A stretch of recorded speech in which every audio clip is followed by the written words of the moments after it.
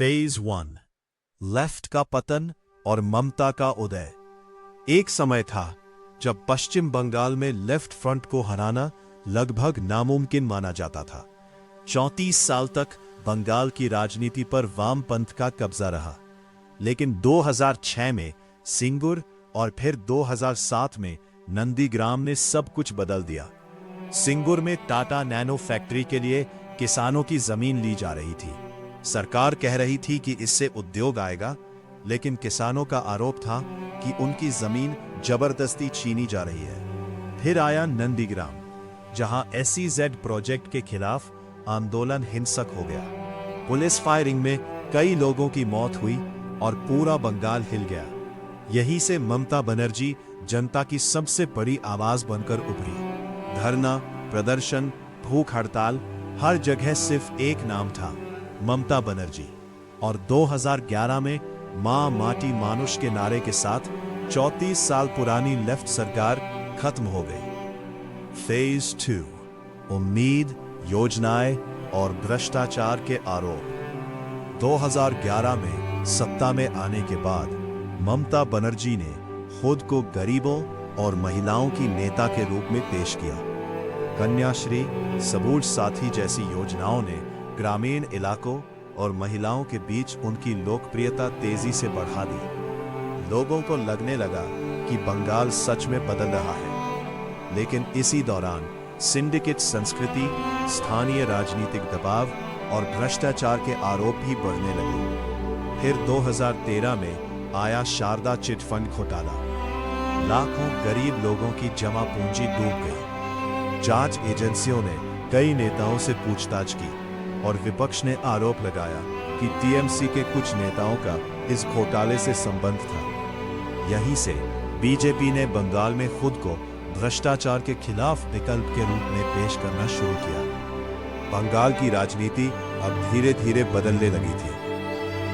Phase 3 BJP की entry और बदलती राजनीति। 2014 का लोकसभा चुनाव बीजेपी के लिए बंगाल में नई शुरुआत साबित हुआ। नरेंद्र मोदी की लहर पूरे देश में थी और पहली बार बंगाल में भी बीजेपी का वोट तेजी से बढ़ा।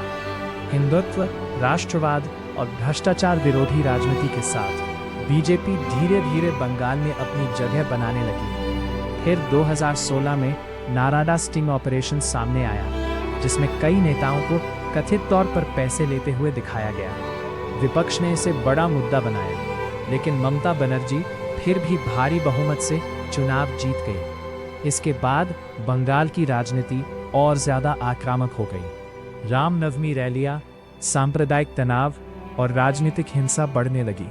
2018 पंचायत चुनाव में हिंसा और नामांकन रोकने के आरोपों ने बीजेपी को ग्रामीण बंगाल में मजबूत होने का मौका दिया। फेज 4 और 5 बीजेपी का विस्फोट और ममता बनाम मोदी। 2019 का लोकसभा चुनाव बंगाल की राजनीति में बड़ा विस्फोट साबित हुआ। बीजेपी ने 18 सीटें जीतकर सबको चौंका दिया। कुछ साल पहले तक जो पार्टी बंगाल में लगभग मौजूद ही नहीं थी, अब वही TMC की सबसे बड़ी चुनौती बन चुकी थी। दूसरी तरफ लेफ्ट फ्रंट लगभग खत्म हो चुका था और बंगाल की राजनीति सीधी TMC बनाम बीजेपी की लड़ाई बन गई। इसों बीच सबसे बड़ा झटका तब लगा जब शुवेंदु अधिकारी ने TMC छोड़कर बीजेपी ज्वाइन कर ली। वही शुवेंदु जो कभी नंदीग्राम आंदोलन में ममता बनर्जी के सबसे भरोसेमंद सहयोगियों में गिने जाते थे। फिर आया 2021 का चुनाव, जिसे ममता बनाम मोदी की सबसे बड़ी राजनीतिक जंग कहा गया। बीजेपी ने पूरी ताकत झोंक दी, जबकि ममता ने खुद को बंगाल की बेटी बताया। सबसे बड़ी लड़ाई नंदीग्राम में हुई, जहां ममता बनर्जी को शुवेंदु अधिकारी के हाथों हार का सामना करना पड़ा। हालांकि TMC ने सरकार बना ली, लेकिन बीजेपी अब बंगाल की सबसे बड़ी विपक्षी ताकत बन चुकी थी। Phase 6 scam era. 2021 के बाद पश्चिम बंगाल की राजनीति में विवाद और घोटालों का दौर तेज हो गया। सबसे बड़ा मुद्दा बना SSC शिक्षक भर्ती घोटाला। आरोप लगे कि नौकरी के बदले पैसे मिले। ED और CBI की जांच में पूर्व मंत्री पार्थ चटर्जी से जुड़े ठिकानों से करोड़ों रुपए नकद बरामद हुए। पैसों के ढेर की तस्वीरों ने पूरे देश को चौंका दिया। विपक्ष ने इसे भ्रष्टाचार मॉडल कहा, जबकि टीएमसी ने दावा किया कि दोषियों पर कार्रवाई हो रही है। दूसरी तरफ हजारों शिक्षक उम्मीदवार सड़कों पर उतर आए और प्रदर्शन शुरू हो गया। फिर 2024 में संदेश खाली विवाद सामने आया। स्थानीय टीएमसी नेता शाहजहां शेख पर महिलाओं ने गंभीर आरोप लगाए। विरोध प्रदर्शन और पुलिस टकराव की तस्वीरें राष्ट्रीय खबर बन गई। बीजेपी ने इसे महिलाओं की सुरक्षा का मुद्दा बनाया। इसी दौरान आरजी कार हॉस्पिटल केस ने पूरे बंगाल को हिला दिया। एक महिला डॉक्टर के साथ हुई घटना के बाद डॉक्टर, छात्र और आम लोग सड़कों पर उतर आए। कोलकाता में बड़े विरोध प्रदर्शन हुए। सरकार ने एसआईटी जांच और सुरक्षा बढ़ाने की बात कही, लेकिन जनता का गुस्सा लगातार बढ़ता गया। 2026 का चुनाव पश्चिम बंगाल की राजनीति का सबसे बड़ा मोड़ बन गया। कई वर्षों से चल रहे एसएससी घोटाला, संदेश खाली विवाद, आरजी कार केस और लगातार राजनीतिक हिंसा के आरोपों ने ममता सरकार की छवि को कमजोर कर दिया था।